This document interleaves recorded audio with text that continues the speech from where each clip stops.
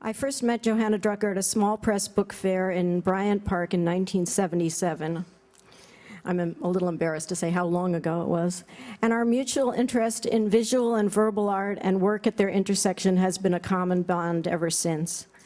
We've had many intense and fruitful conversations on painting, artist books, and critical issues.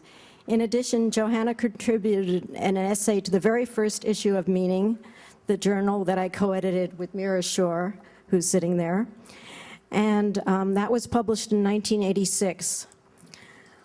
She also contributed to our most recent issue of Meaning Online, number 4, on the links between feminism and art. And in addition to that, we collaborated on a book together called A Girl's Life that was published by Granary Books in 2002. Johanna Drucker is the Robertson Professor of Media Studies at the University of Virginia and a professor in the Department of English at Virginia. She's well known for her publications on the history of written forms, typography, design, and visual poetics. Her most recent critical work, Sweet Dreams, Contemporary Art and Complicity, was published by the University of Chicago Press in spring 2005. In addition to her scholarly work, Drucker is internationally known as a book artist and experimental visual poet. Her work has been exhibited and collected in special collections in libraries and museums, including the Getty, the Whitney Museum, the New York Public Library, and Harvard, and many others. In 2000, she helped establish the Speculative Computing Laboratory, a research group dedicated to exploring experimental projects in humanities computing. Her current work focuses on aesthetics and digital media, particularly graphical communication and the expressive character of visual form. She curated an exhibition in 2006 at the University of Virginia Art Museum titled Complicit. And her latest and most massive project is the history of graphic design, which she's worked on in collaboration with Emily McVarish, and it will be published by Prentice Hall in February of 2008. So please welcome Johanna Drucker.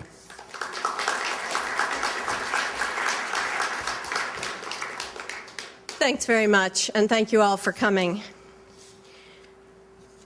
In 1994,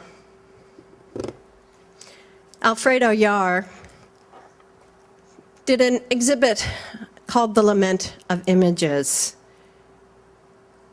The lament that he was describing in that piece was an elegy and a crisis. It was a personal crisis for him. He had been in Rwanda photographing the tragedies and had had a kind of psychological blindness and had come to realize that the project of documentation that he was involved with was one that he no longer could completely believe in. And there's a double aspect to that crisis. On the one hand, it's a crisis of representation, and it's been written about in that way. And the crisis of representation is it possible anymore in our image-saturated culture to make any kind of images that matter? How can they matter? And there's another crisis here, however, which is a crisis of knowledge. And the crisis of knowledge has longer historical roots that go back to the ways in which we understand the relationship between visual representation and knowledge, in particular with respect to mechanical reproduction, the coming of the printing press, the stabilization of knowledge within technologies of reproduction that allow knowledge to circulate in visual form. What can we know? And how can we know it?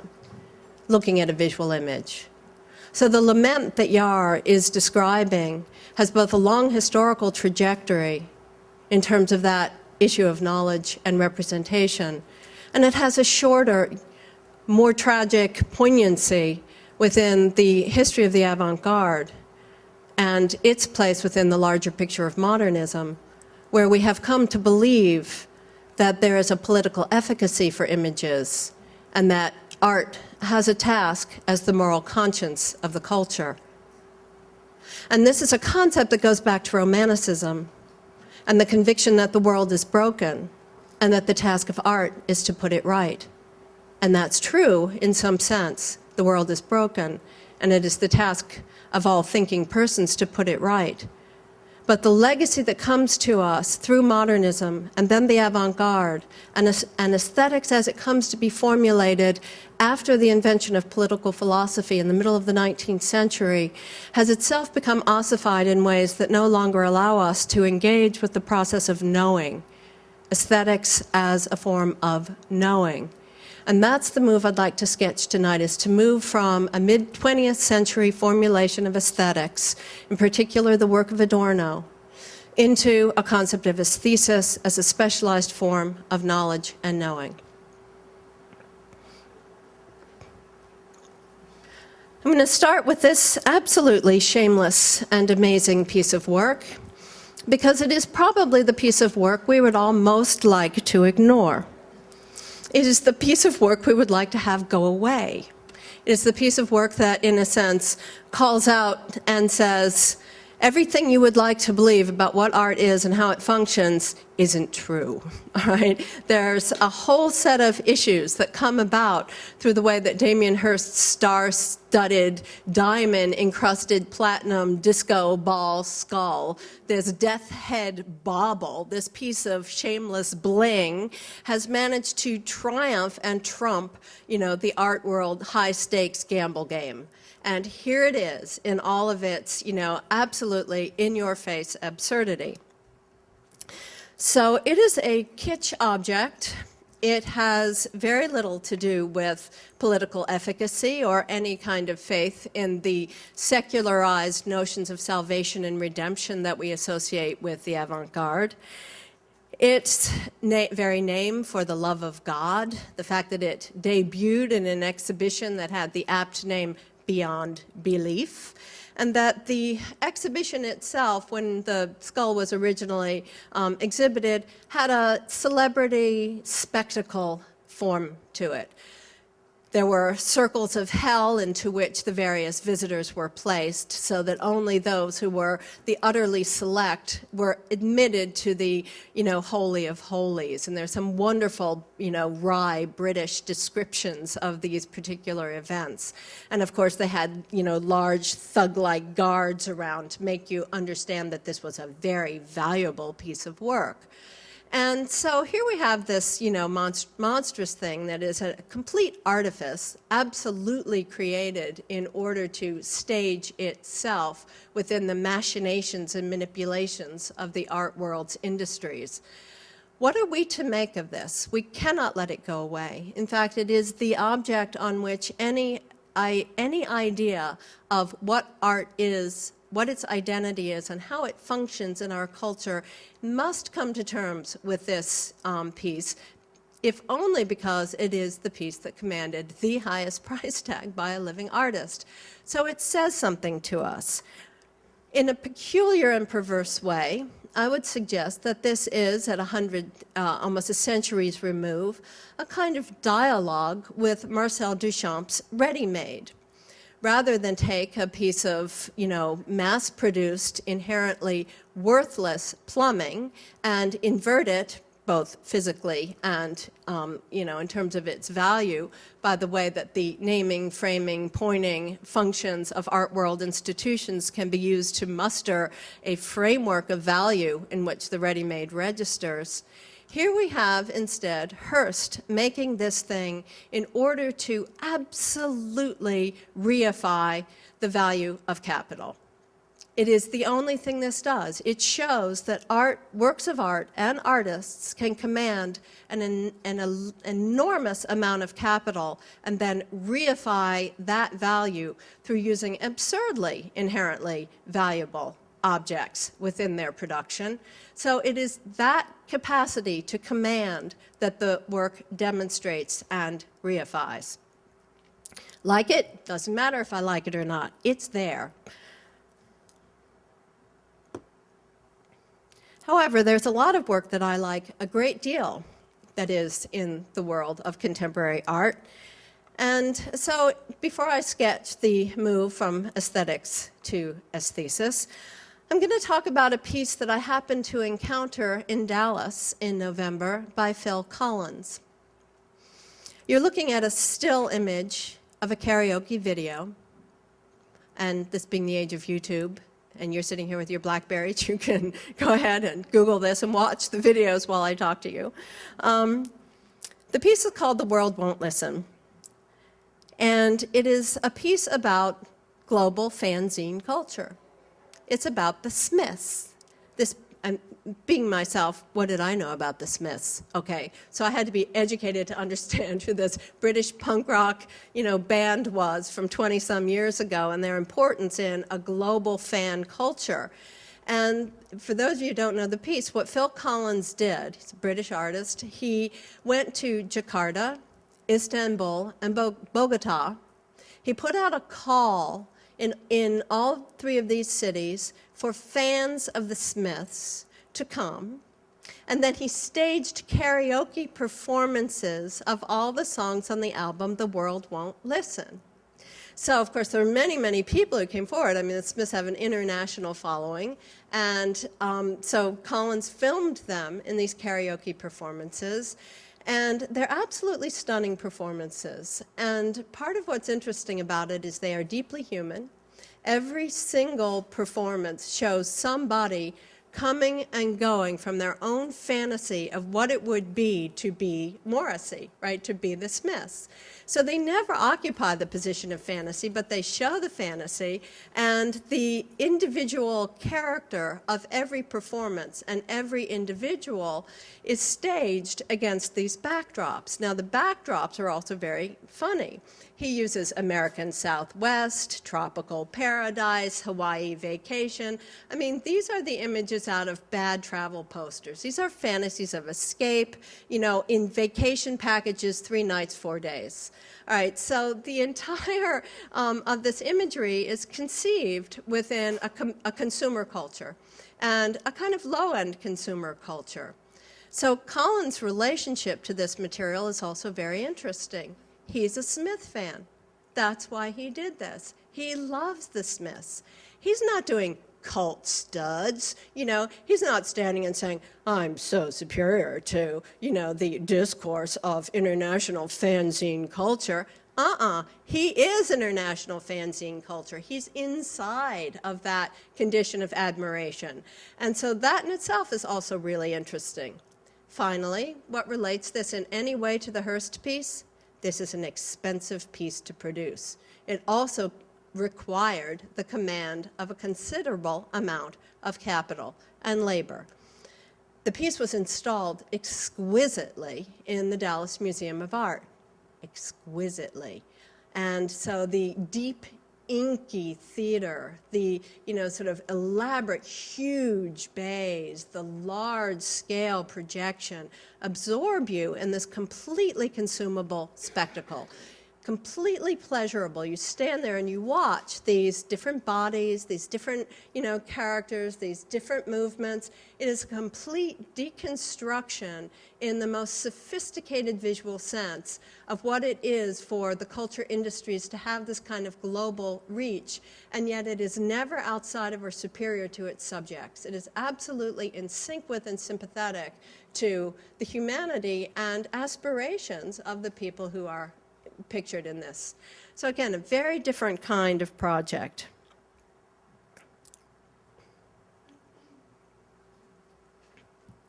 I'll let Patrick Costello's piece sit up here for a minute. Criticism, I want to sketch the sort of broader framework here, the sort of framing argument of what I want to put forth here. Criticism is engaged with interpretation.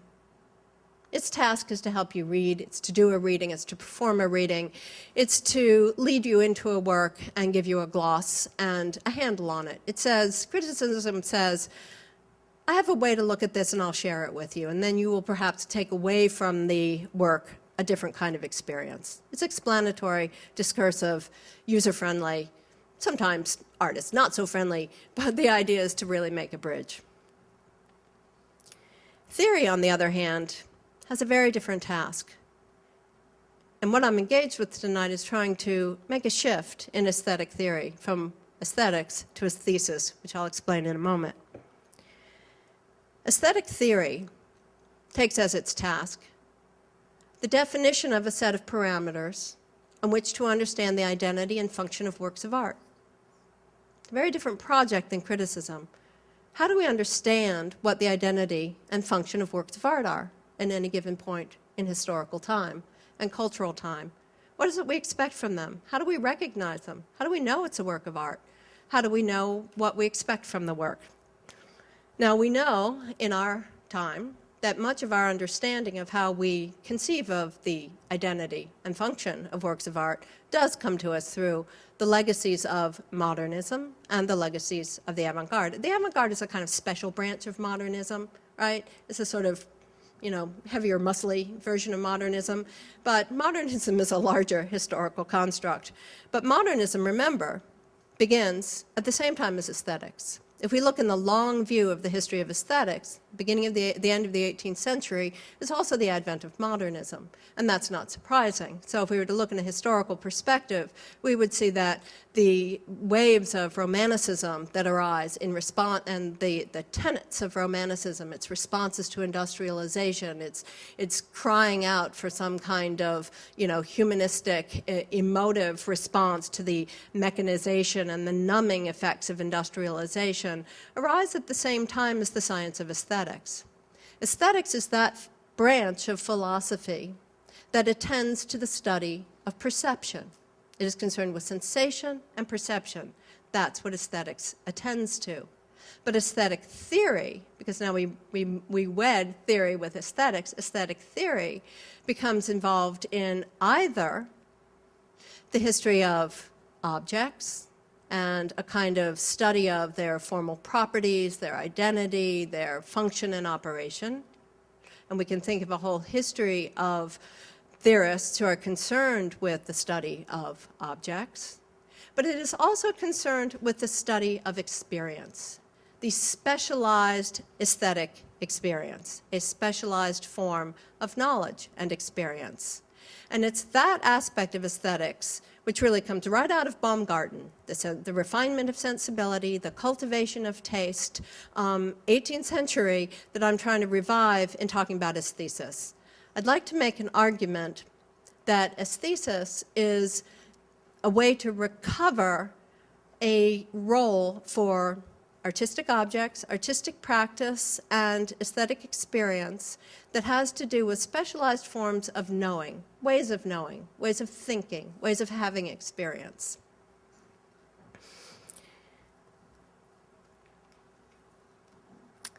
The work that you see on the screen here is by a young artist named Patrick Costello. And Costello and a number of his friends organized an exhibition in Charlottesville this summer. Charlottesville? Where's that? Someplace south of the Mason-Dixon line. Oh, I never looked down there. Okay. In Charlottesville, they organized this exhibit. And it's true. And so in Charlottesville, they organized an exhibit called Fuzz. So cute. And the artists in the Fuzz exhibit are artists like this, young Patrick, who has this little character himself in his little pajamas, his Dr. Denton's, little felt head, okay, on this little kind of fake wood board background. And, there's little Nemo, there's, the Lost Boys, there's Peter Pan, there's all those little felt finger puppets. It's all very sweet, it's all very kind of familial, it's all very nice, it's all very kind of comfy, cozy. We've seen this kind of work before. We know this kind of work. I mean, we've been around, for several decades and seen the kind of combinatoric, mass culture, kitsch production, reproduction. These are 20-year-olds, 18, 19-year-olds. What are they doing? What are they thinking? There's not a critical bone in Patrick's body. He is the sweetest creature, and his use of these materials is because this is the world he comes from.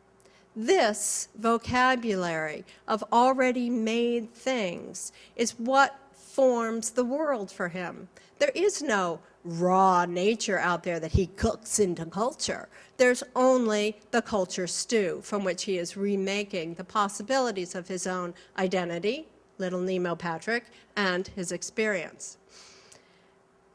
Now, I put this work in here because, again, I'm interested in this kind of wide range. You start with, Alfredo Yar, Damien Hirst, Phil Collins, Patrick Costello, quite a range of different kinds of characters. And I'm going to move also into an even more obscure and actually impossible to see. Oh no, this is another piece from the Fuzz exhibit. Again, we've been here, done this for several decades, and I find it very endearing to watch this sort of particular tradition of remaking going on. And I'm going to talk about this particular work in a moment by Dean Das. But let me stay with this world for a moment, because what I'd like to do is to sketch out for you the particulars of the shift I want to make. And the shift, as I said, is from aesthetics to aesthesis. I spent the summer reading Adorno's aesthetic theory, and I did that for a reason.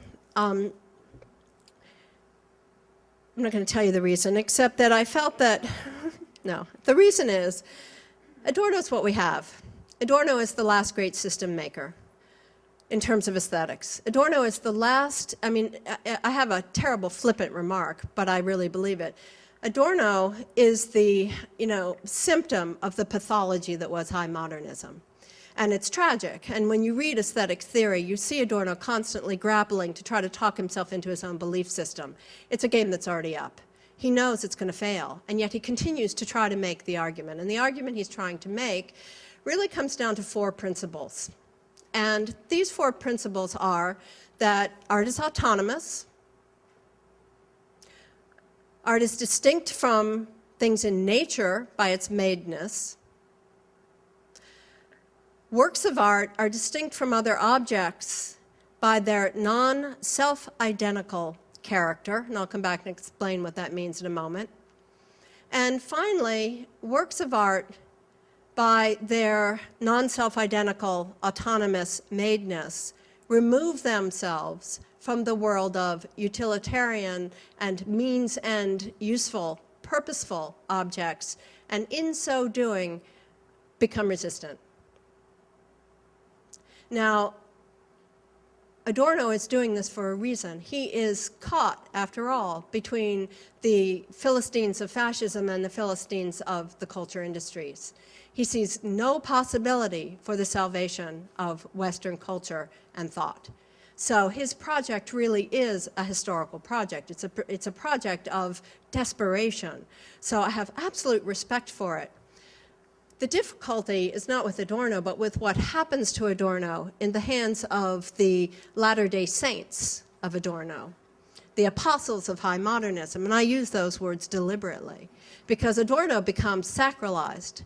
And any chunk or citation of Adorno becomes a kind of, moment of recognition and ritual of that sacralization.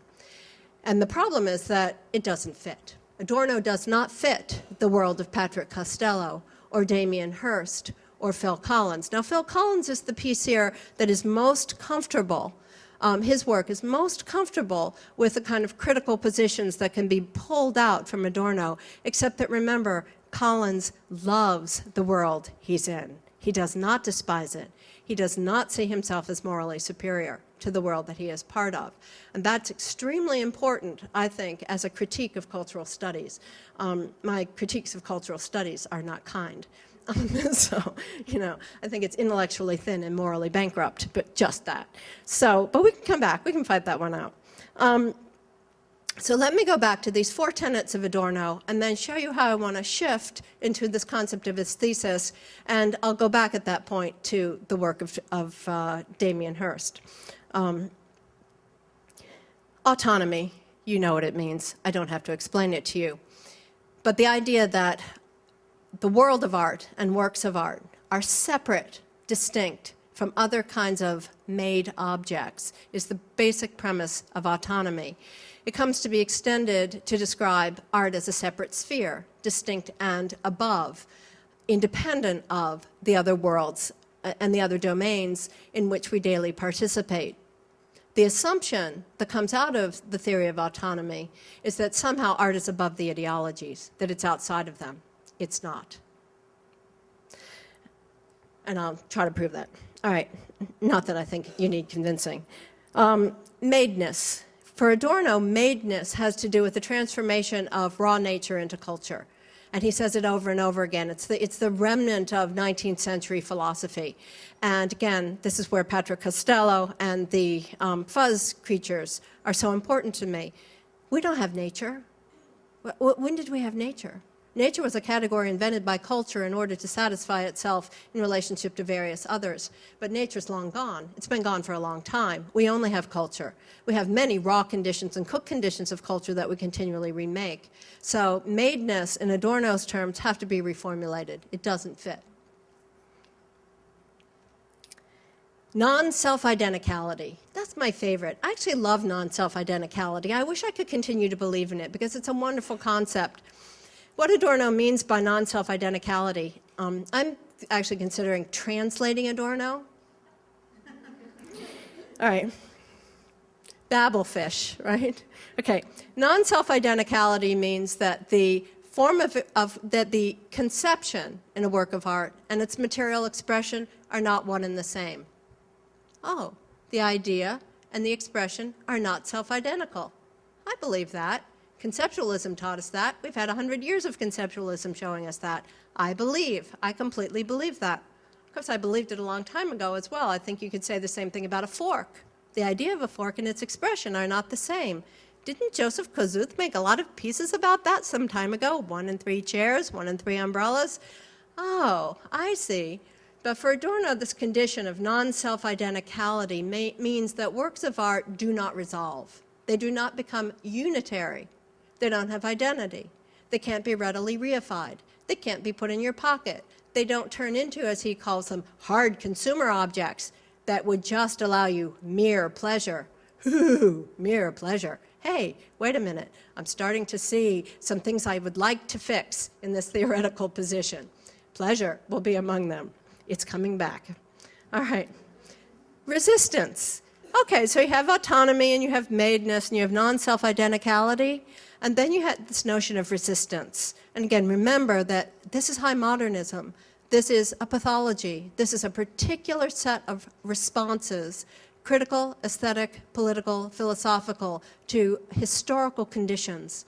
And so therefore, when Adorno says there has to be a way to resist the mind-numbing political effects of both fascism and the culture industry, and we do that through a kind of difficulty that removes something from that sphere of consumption, he's doing it because he wants to save something. So again, I have complete respect for where he's coming from. It just doesn't fit. Most of the work that calls itself resistant in our era, I mean, Damien Hirst, is that resistant? Quite the contrary. So we need a new terminology. We need a new vocabulary for talking about the identity and function of works of art in contemporary culture. But even more, I think my shift here is to shift from just objects and identities into a theory of knowledge. Aesthesis is aesthetic knowledge, a specialized form of knowledge. What is the nature of knowing that is grounded in sensual experience, that is premised on very contemporary theories of epistemology? What would that look like? What would that be? Well, we'd want to start with cognitive studies, as a matter of fact, very late, recent cognitive studies, and think not in Newtonian, mechanistic ways about objects as if they're discrete, about readings as if they're separate from the circumstances, objects as if they don't inhabit cultural, social systems of production, but we want to think in terms of codependent relationships, the emergent character of experience, which is provocative, sustainable, because there are, in fact, some works that are interesting, and they're interesting in particular ways, and they push us to activities of knowing and knowledge. And that's what I'd like to formulate. So I'm going to sort of sketch that out in a couple of minutes here and then pause for, sort of pull it together and pause for questions. What would be the shifts of term? I would take autonomy and I would shift it to complicity and codependence. Complicity because we are within the ecologies of the culture we inhabit. Art activity is no different, and art production and consumption is no different in some sense than food production and consumption and other forms of commodity production and consumption. It's rarefied production. It has the capability to do something that most forms of consumption don't do, but not uniquely. A very well-cultivated cheese, does that work as well. In other words, it causes you to think again about what it is you think you know.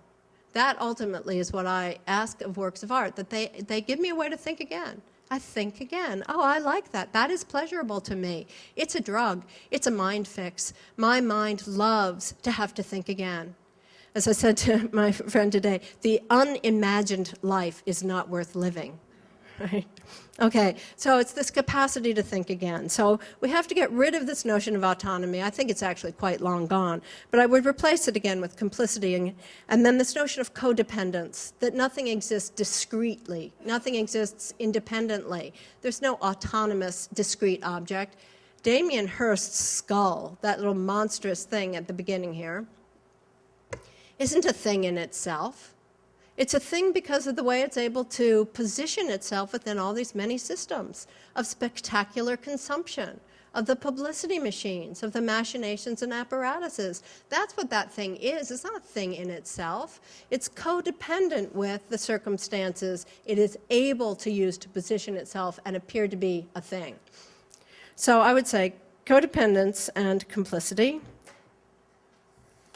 For madeness, we have to switch away from, he told me earlier he was leaving, so it's not, it's not a signal for you all to get up and go. Madeness, we would say, is not of nature, but of culture. It has to do with reformulations, rather than this idea that you are taking something from the raw. In other words, it's the making anew of meaning.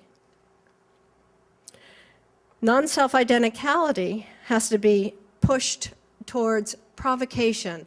I do think that there are characteristics to interesting works that sustain a provocative dialogue with the reader-viewer.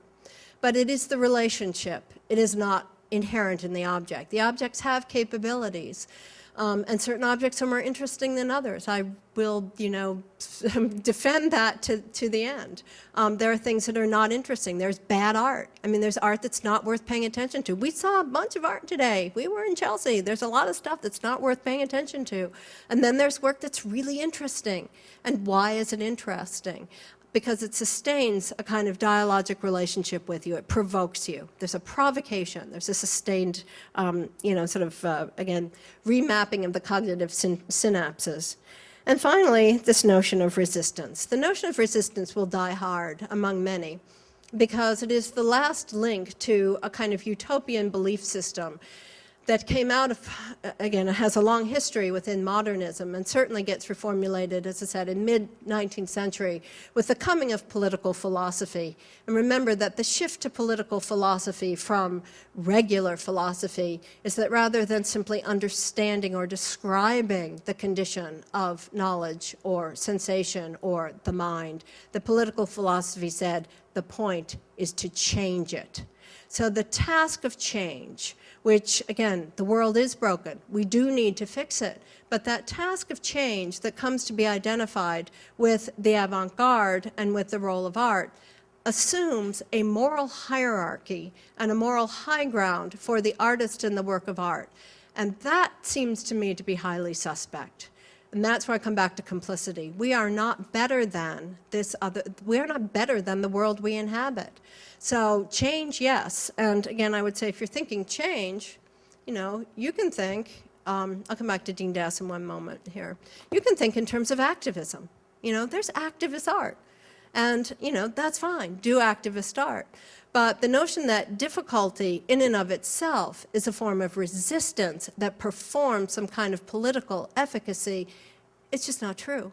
It's what I call magical politics. You know, it's like where exactly does the transformation of power relations and, you know, political agency actually occur in those difficult works? It doesn't. Okay, so, you know, most works that are really, really difficult and remove themselves really, really far from consumption by being really, really difficult remain really, really difficult, really, really difficult to consume. I write really difficult work. I do really obscure things, but I don't imagine that they are making a transformation of the political structure. I do imagine and I do believe that they transform the meme world. That's what we do. We are meme makers. We transform, we reimagine, we remodel. We offer new models of cognition and new models of experience. And we produce that as an effect. We don't produce it inherently in objects. We produce it as an effect of what we do. I'll finish with the Dean Das pages and one or two more words about Hurst. These books by Dean Das, which you can barely see, they're very rarefied, you know, kind of highly beautiful aesthetic objects. You know, the pages are saturated with all kinds of wax and stains and, you know, very beautiful and very kind of imbued with a kind of artist dialogue with himself. And they're part of two books, actually. One is called Fracastoro Castellano, and the other is called The Age of Partial Objects. And the first book is about syphilis and the discovery of syphilis as actually an epidemic and a disease. The beginning of understanding its you know, sort of transmission routes in the 16th century. And it's quite beautiful, and it, again, sort of is about the dying of the species, and it's, again, an ecological, you know, sort of elegy. It's about the, you know, the destruction of our world. And what's interesting to me is it never says that. It shows it in these elegant pages and in the way that the forms in the pages begin to evaporate. What was a form becomes a trace. And the central space of the page where easy reading might take place becomes empty. And so that's fugitive. It's gone. It's ephemeral. The Age of Partial Objects I became attracted to because the kind of theory of knowledge that I want to put forth here, this will be sort of the final point I make in the theoretical frame, is that the knowledge that the system builders, somebody like Adorno, were trying to create, were totalizing. In spite of himself, Adorno was trying to come up with a total system. We can't do that. We can't describe everything anymore. We know that. You can only produce knowledge from a place of partial knowledge, from the place from which you speak. And that recognition humbles you to a place that makes you understand that the experiential base of knowledge, sensation, perception, codependent relations, embodiedness, social and cultural systems of production, everything we learned from 30 years of critical theory, you know, real critical theory, is true. And we have to take it as true, which is that knowledge is partial. It's partial knowledge. It's not total knowledge. You cannot describe everything, because to do that is to reify the very system of thought and to reify the objects within it. And reification is the death of knowledge.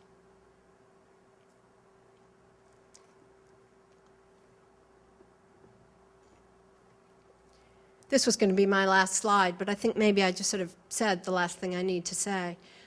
Aesthetics to aesthesis, a shift from a totalizing system, a description of objects, their identity and functions within a late utopian Marxist model, to aesthesis, a specialized form of knowledge, pleasure, a mind drug, a rethinking, meme production, remodeling. Our cognition is constantly mutated and adapted. Cognitive studies shows that we're not hardwired. Kant was wrong. He couldn't know that. He couldn't know that any more than Newton could know that there's a probabilistic aspect to physics. They had mechanistic models. We're not mechanistic. We know that, in fact, our cognition reshapes itself in relationship to experience. It doesn't just process things, and we don't just absorb. So aesthetic objects have tremendous potency and power for their force to offer us ways to reimagine. And that's where I'll stop.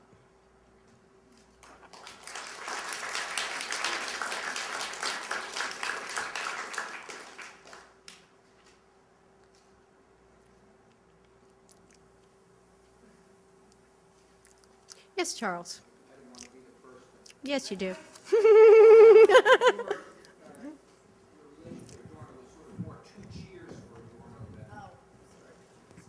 I don't know how these things work. I think my voice gets reified when I use it this way. I thought you were doing more of a two cheers for Adorno than an anti-Adorno. And although I think you're quite right about aesthesis and partiality, it still seems to me that the heart of Adorno is to talk about, is against reification and a negative dialectics which is against expressive totalization. So it seemed to me that you were sort of pushing him more into a direction that's opposite yours, but actually I think it's more partially connected.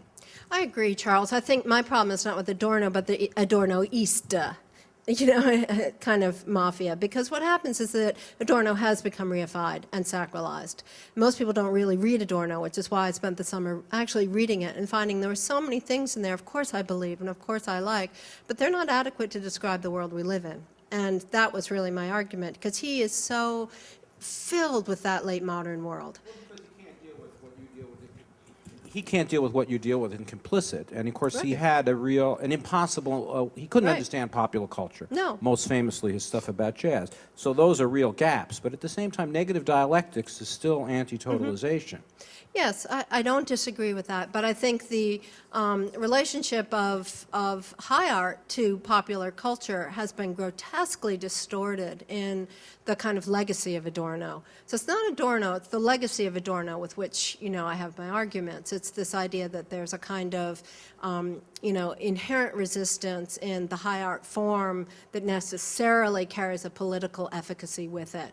And it's bogus. And again, it's premised on a kind of moral superiority that I just find, really repugnant, and yet it's pervasive in the high academy in terms of critical positions. So that's really where that's my target, but that's been my target for a long time. So rather than attack that, what I'm trying to do now is sort of say, okay, let's think about, what kind of, aesthetic theory would arise from these works, which are quite contemporary, where those relationships with mass culture and high culture are really, present within the conception of the work, not even after the fact. I think, art is a culture industry. And, how not? How is it not? It's a production apparatus with its systems of distribution, reception, and investment in capital and so forth, don't you think? Sure. Yeah. The thing is that, the Damien Hirst is exactly a target that negative dialectics would work for, because it's an example of the reification of capitalism, as you've But he would dismiss it. Right. Yeah. Whereas I can't dismiss it. I actually think, I'm not as ready to just put that on the other side of a line and say that that line separates me from it. In other words, I actually think that's what's kind of terrifying about that, is that in a way, it kind of puts us all on a continuum. There's something there, and everybody will say, "Oh, not me. Oh, I don't want to be that. I don't want to be the richest artist in the world. Not me. I don't want to be the most famous artist in the world. Oh God. I don't want everybody to just diss my work in public. Ew." But I think in a way he's showing that is, and he's exposing an aspect of what the art world is as a culture industry. And, once that's exposed at that level, then the question is, well, further down the food chain we can feel okay because it's, kind of just a handmade object. But I think, in fact, no, I actually think that's the ecosystem we're in.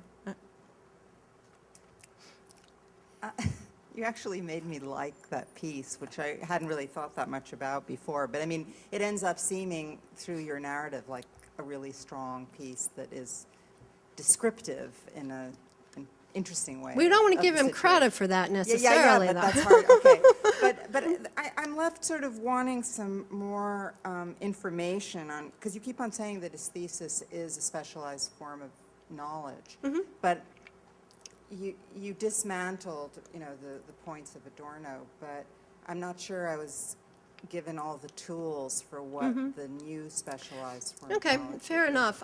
One of the tools that I've talked about in over the last couple of pieces I've been working on is what I call refamiliarization. And to me, that seems like a really important counter move to defamiliarization. If the shock affront, effect of, as my students got fond of saying, epistemological defamiliarization, if that was the kind of, which we love it, right? Think again. But refamiliarization is a kind of counter move to that, not unrelated. In other words, it's a kind of in dialogue with it. And what refamiliarization is related to, in my mind, is a kind of systems theory life cycle kind of reading. Life cycle studies that are. Have you heard of life cycle studies? Okay.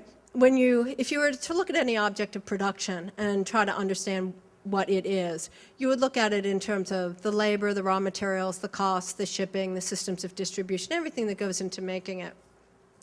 So in a sense, it reconnects any discrete object with an entire system within which it is produced as a codependent object, right, an emergent object. So it's not a discrete thing separate from that, and that's where the Hurst works really well. So, and I actually think the Collins works really well as a piece through which, any of these pieces, through which you can talk about refamiliarization.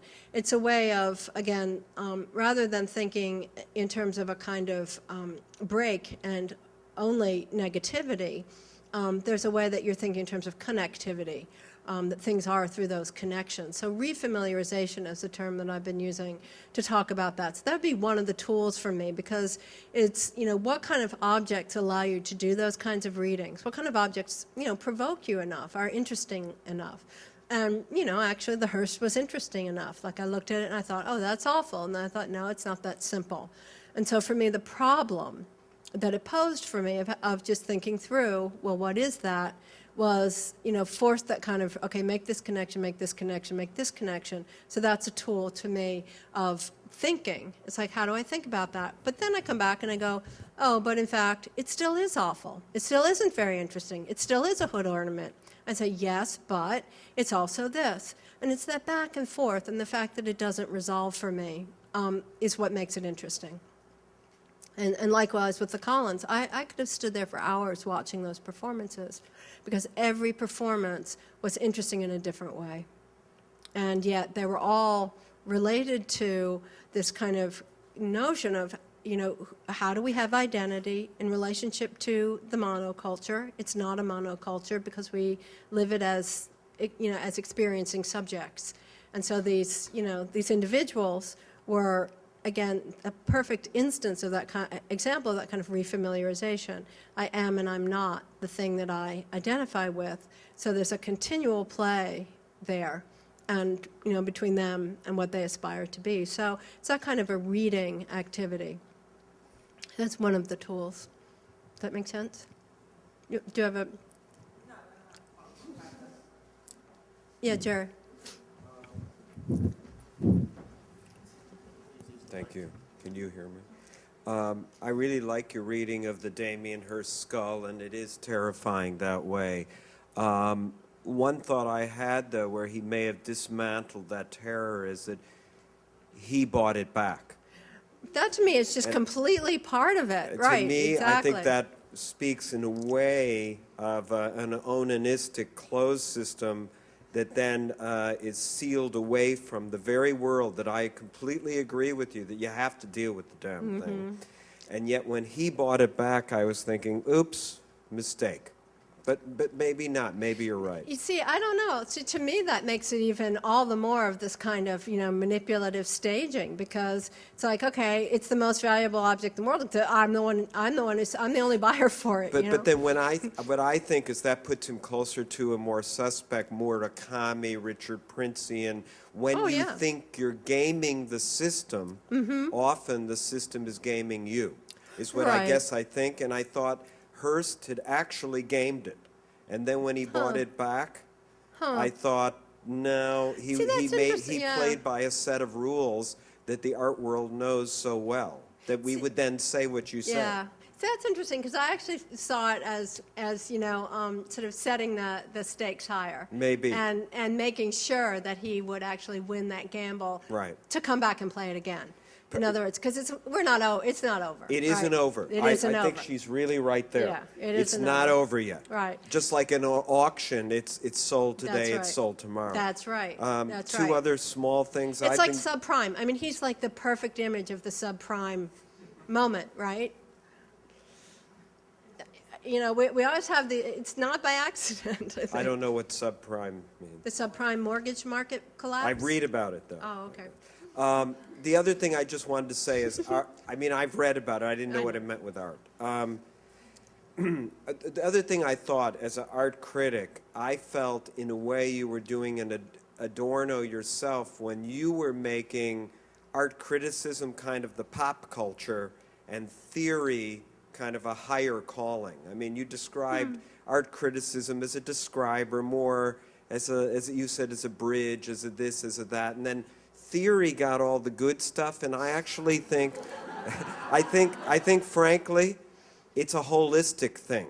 That it's all part of the same ball of wax. That you can't dismiss one without dismissing the other. And I think it's a big mistake to dismiss criticism as a category, though I dismiss a lot of critics. Listen, and I'm going to get rid of this damn microphone. Absolutely agree with you. Absolutely. I completely agree with you and totally take your point. I was actually not trying to dismiss criticism, but to distinguish the project that I'm trying to work on from the task of criticism, which I do really, love and enjoy, but I wasn't trying to do a critical reading of these works as much as to try to talk about the legacy of theory. So I just was trying to make a distinction that was descriptive. It wasn't in any sense meant to make theory seem like the heavy in the room and criticism seem like the, sort of weight people who serve up art in a kind of friendly way. But I do think, the task of interpretation is a heady one, and an intellectual one, and a pleasure-driven one. And so, but I certainly, if it came off that way, then you're completely right, and I totally agree with you.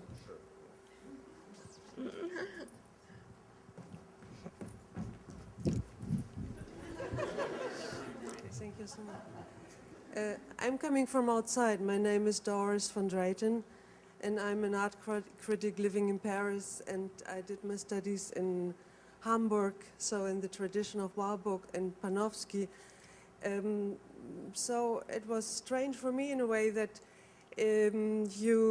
interesting, but on the same hand astonishing, that for you in a certain way apparently there is like an equation between aesthetics and theory, which is not at all the case, for example, for Abby Warburg, who is saying that, who's doing an equation between aesthetics and ethics, and who is saying that in the same way as aesthetics are building up and are controlling in a way the chaotic emotions which are in the first process of creating a work of art, and then getting to a form, which then this form is like getting to meaning, to imagery and what you want.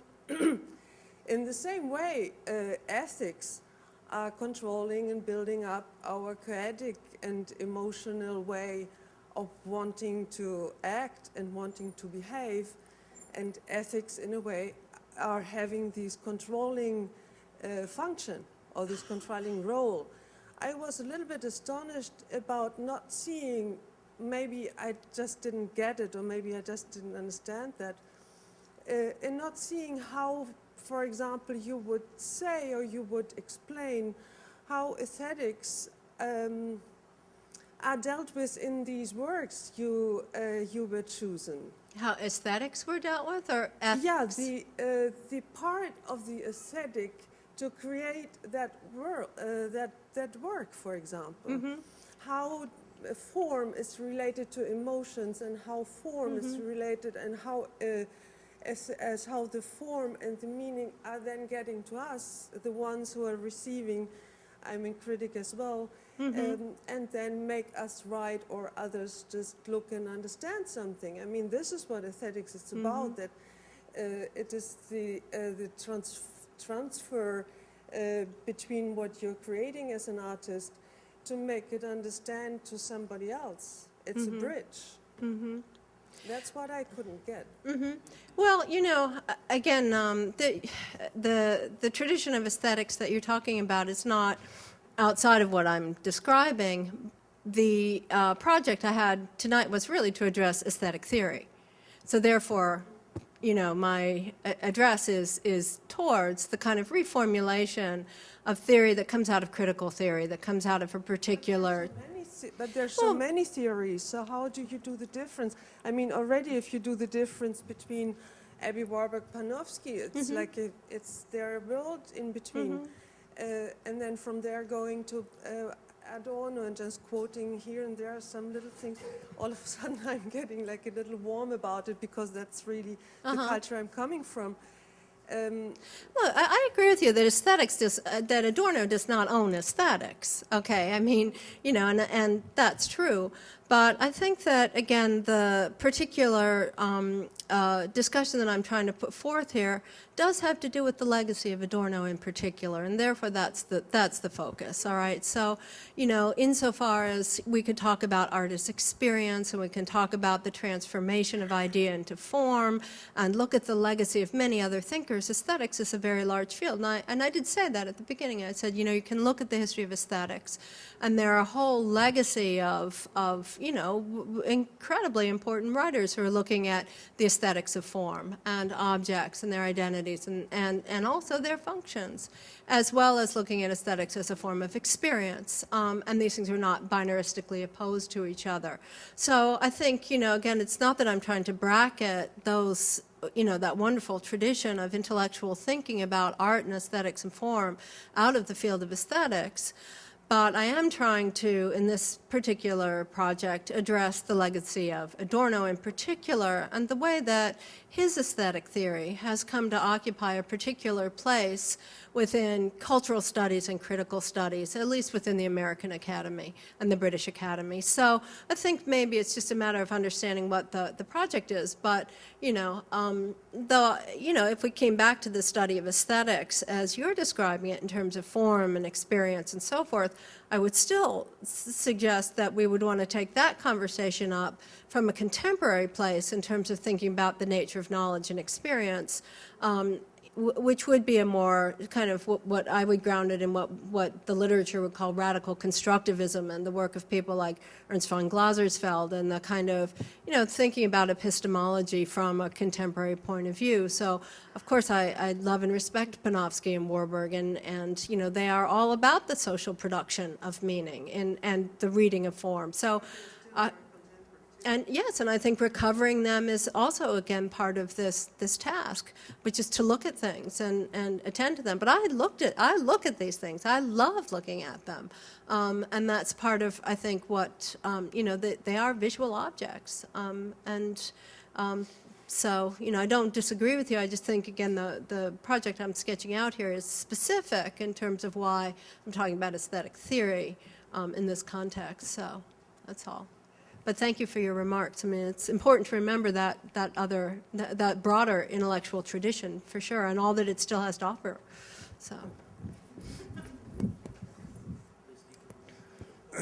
I just want to thank you for the talk. I found it very, very interesting. And I wanted to say that your distinction between aesthetics and aesthesis I find very useful, also to underscore a kind of modality for being in the world more generally, not just in the art world. I think there are various synonyms for that, such as participatory culture or affective economies, immersion, if you think about the gaming industry, for example, virtual reality, and new media technologies as well have also heightened, it seems, this sort of interest in aesthetic experience, or as a way of being in the world. I agree. Yeah. I mean, I actually came around to this project in part because of the work I was doing in writing about how do we challenge the cultural authority of mathesis and, the kind of underlying assumptions that go into computational technologies as they become part of administered culture. And, I don't want to sound like a total romantic, but I am. I believe in imagination. I think it really is important. I think it is probably the only human capability that actually has the ability to lead us forward. There's that tradition of, Blake and Bataille, I believe, and that's outside of moral judgment. And it's not that I'm not ethical or believe in ethics, but I actually think uncoupling artistic practice from the task of being the moral conscience of the culture is important if we're not going to just have didactic art. Didacticism is reified thought. It doesn't open up.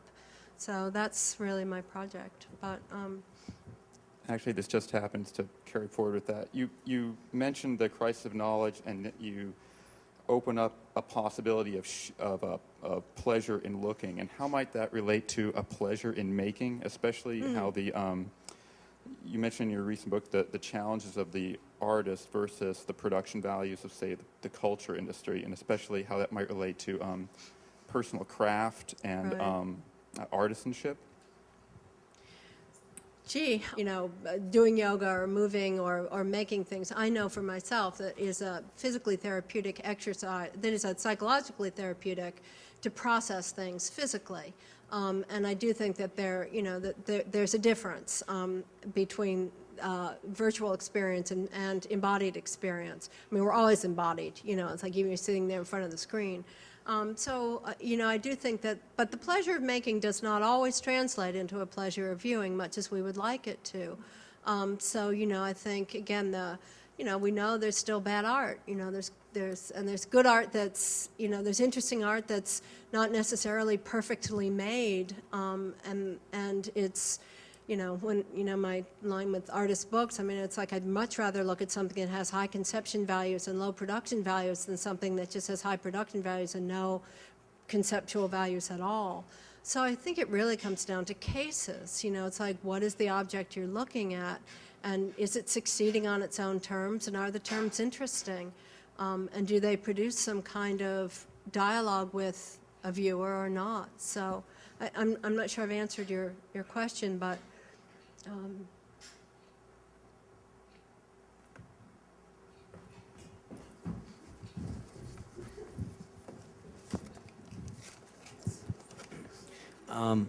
I was just wondering if, I thought your reading of the Hearst piece was really interesting, and I was wondering if you think it either reflects a shift in the perception of the artist's role in society, like going forward, and or if it's also some kind of a sly statement about what an artist's role is in society. If you sense that it's a reflection of some kind of change of perception of what the artist does in society now and going forward, given the information society, or if it's just the work as you interpret it.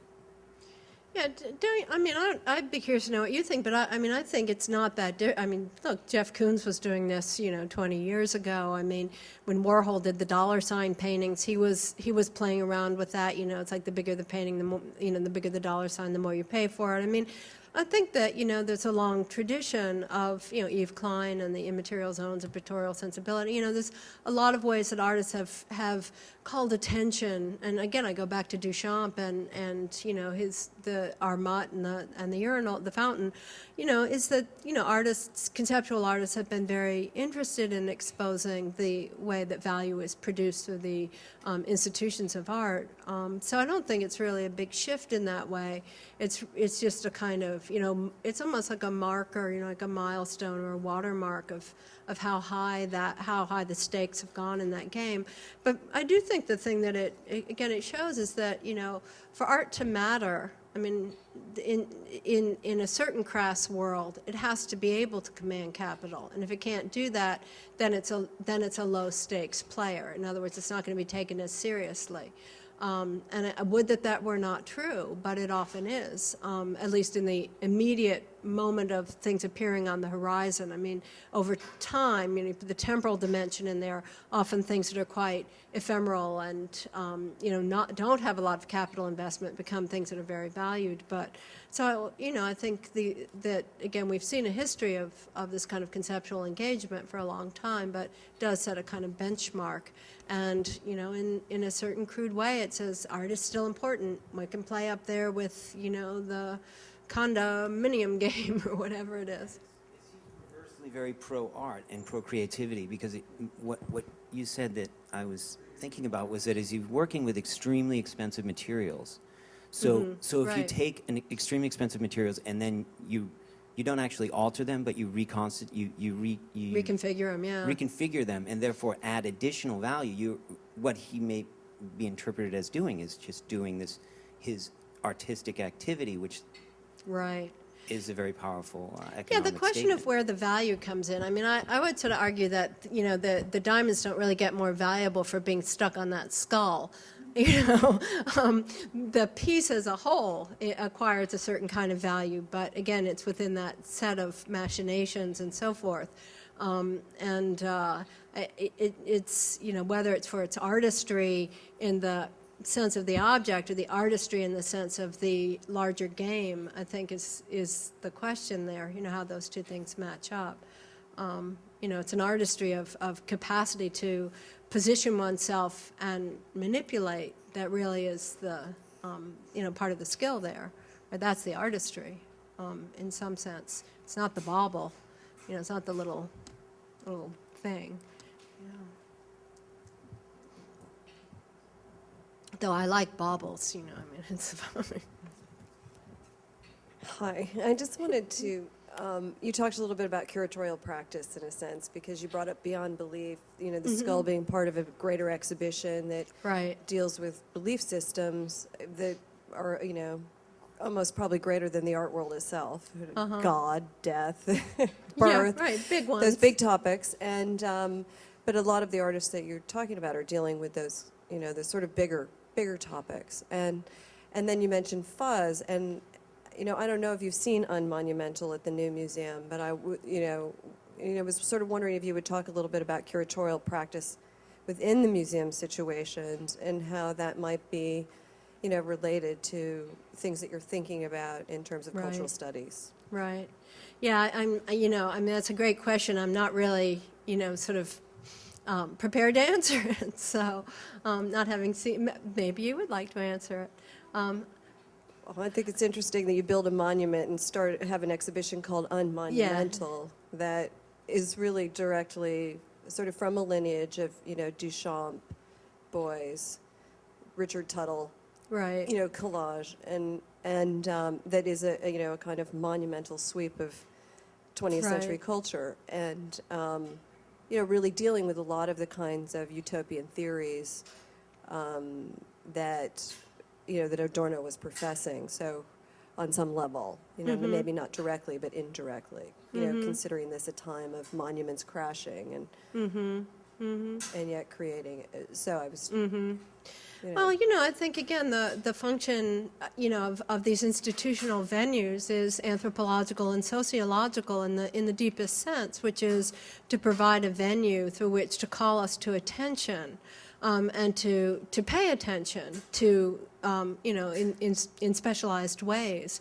So, you know, that's how I see such things. But I often think, frankly, the rhetoric that goes along with much of that work is sometimes unsustainable. I mean, it's like, really? You know, I mean, it's like, again, you know, it's just take any average day of going around the galleries as we did today, and, you know, you see all kinds of work that, you know, it's like, huh? And then you read the statement, it's like, oh, it's doing this, and it's taking apart that, and it's a critique of this, and it's, you know, very, very political because it's all about, you know, and you're looking at this pile of what? And you're saying it is? And it's not. It's just not, you know. So again, it's that really sort of drives me right around the bend. It's like, okay, you know, it's like if you want to make very delicate, ephemeral work that causes you to have to pause to an extreme degree to even notice it, then that's about a way of knowing and attending, and that's a sense experience, and I'm all for it. Does it have a kind of capacity to move you towards a sensibility that might ultimately have some kind of counter to the mind-numbing experiences? Yes, of course. It's like we are all trying to have experience. I'm just an experience junkie. I want to have experience. So how do you have it? And so that's fine, but if you want me to believe that that little pile of whatever is, the thing that is actually, critiquing, I can't go there. And I don't believe. I have fallen from the faith. So.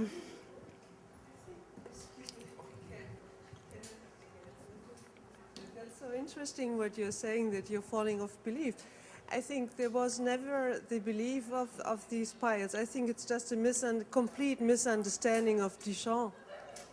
Because Duchamp, when he put his bottle dryer in the museum, he was not pretending that that was a work of art. He wanted to show with no work of art the aura of the museum. Yes. No, I know that about you. Right. People who are just pretending this can be a work of art, who are just following a kind of misunderstanding of Duchamp, no? No, I'm not talking about Duchamp here. I'm talking about the critical rhetoric that extends, the belief system is a critical rhetoric that takes certain kinds of projects and accords them a political efficacy. That's what I'm critiquing.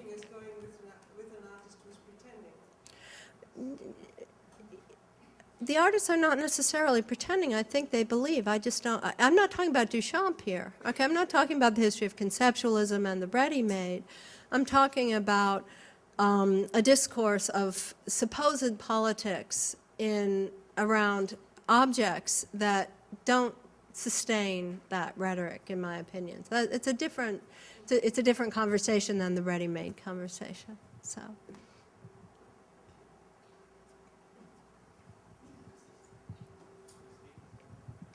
Hi. To preface this by saying I don't know quite how relevant this question is going to be, but I just finished reading a good chunk of John Dewey's Art as Experience. And it surprised me in your talking about transformation from aesthetics to a thesis, how much of it's kind of reminded me of this book, specifically, of course, about how art is very much a currency of culture and it can't really exist without that, and it obviously be very against art existing on a kind of higher plane above everything else. Do you see yourself as having Deweyan roots? And I do. Dewey was a smart man. I guess it's kind of relevant then. Yeah, Dewey is a really smart man. Art as Experience is an important book. I really think it is. And I'm glad you're reading it. I think it's a really good book. So congratulations. Thanks. What should be my next book then? What should be your next book? I think Merleau-Ponty would be good. The Visible and the Invisible. And if you don't want to read that, read Colette's The Pure and the Impure, because it's really great. If you've never read it, I'm serious. Read great fiction and literature, but Merleau-Ponty and phenomenology are a wonderful place to go, and a kind of counter to Dewey's more groundedness. And I think it'd be an interesting contrast. Yeah. I'm trying to remember which issue I actually have. Let's see. Well, my first issue was with the notion that we started with, that the world is split. And from what you said about Adorno, it was Adorno, right? Yes. It seems that according to his theories and his systems, that actually art is to blame for the world being split. You don't think so?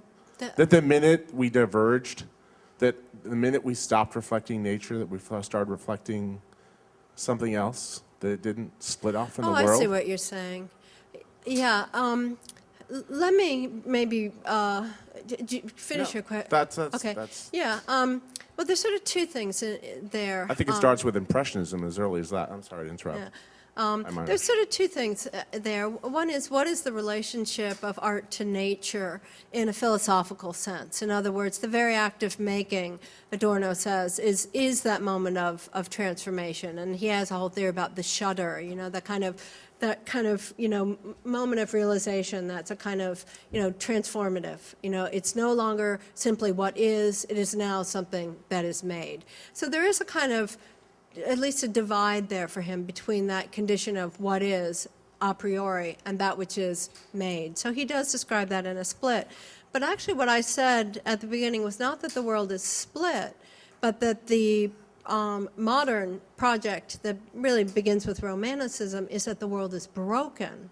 Oh, that's what I meant. The world is broken. So. And the world is broken and must be put right, in part because there's industrialization and there's the kind of, fall from natural condition. I mean, read Rousseau, right? It's like, we are no longer the pure creatures, and industrialization has deformed us, and, we are at the mercy of the machines and administered culture. But remember, that has a much deeper history within Judeo-Christian thought that has to do with, the fall. Yes. It just seemed to me that that the world is broken, that the artifice of art separated from the things of history and of the world and of people as a rarefied thing was partially responsible for a brokenness. I see what you're saying. Yeah, I think not to braid art, because we're all here because we love art, but it's an interesting, I don't know, it just seemed to me that there was a split, an intellectual split, whatever you want to call it, whoever it came from, There's a split when if you think about the difference between modern art and modernity and traditional arts and their integrated relationship to culture, that, again, historically, art becomes a specialized realm of its own commodity production in the modern period. It becomes a thing apart. And that's true. That's another kind of split. But I don't think that, again, Adorno would say that split is responsible for what's wrong with the world. What's wrong with the world, in a Marxist sense, is the unequal distribution of, labor and power, and economic resources. So the brokenness that comes into political, that political philosophy talks about from the 19th century onward, is charged with this task of fixing. We have to change it. And I believe that. I do think the world is broken and we have to change it. But I believe that from inside the brokenness. In other words, I'm part of that. I'm not outside of that. I'm not better than that. I'm complicit with it, at the same time that I honestly believe that we have the task of trying to reimagine a way to go forward. So I think there are different kinds of splits there, that's all. Certainly. My other issue maybe addresses this in a part two. It was the whole sort of implicit feeling that I get when we're talking about her skull and sort of any artwork that takes a lot of money to make is that it's morally vapid and has fallen away from aesthetics, has fallen away. It's utterly shameless. Well, I don't know. I mean, I think is it shameless? It's shameless that we don't talk about the moral and ethical aspects of the work at all. And that when it's like saying, well, Madonna made an artwork, therefore it's just something. That's, but when the Hearst makes art about mortality because he's Hearst and not Phil Collins or someone not as recognized to be as dastardly as him, but of course he's just trying to throw out another Duchampian model about everything, but about mortality in particular. And there's a lot of art these days about mortality. There was just a show at Kyman Reed with some wonderful work. I think it falls under the same rubric, but it never gets discussed in those terms, ever. Well, again, we avoid it like the plague. We avoid talking about Hearst as a moral artist. I don't agree. I actually think that by saying that Hearst is completely shameless, I have said something about Hearst as an utterly unmoral artist. And I think that again, I believe that. I think he That's is fine. not moral. I just think that... I don't think he cares I think that about any time morality. we take a skull, the objectified object of humanity, and make it into, you know, take away its tabooed, its totemized quality, reduce it to an ornament. I mean, that was done with a lot of art about mortality recently, whether it included body parts or not. You know, what about the bodies show that's touring the country? I mean, there's various examples, but I would love to hear some talk about ethics and in art more than I do. And do we?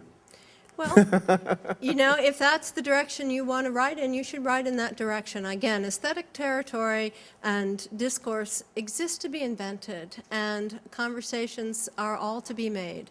So if that's the direction in which you want the conversation to go, you should do it. You know, it is, I actually am not myself interested in trying to task art with a moral, to be the moral conscience of the culture. I think that, again, it leads to didacticism.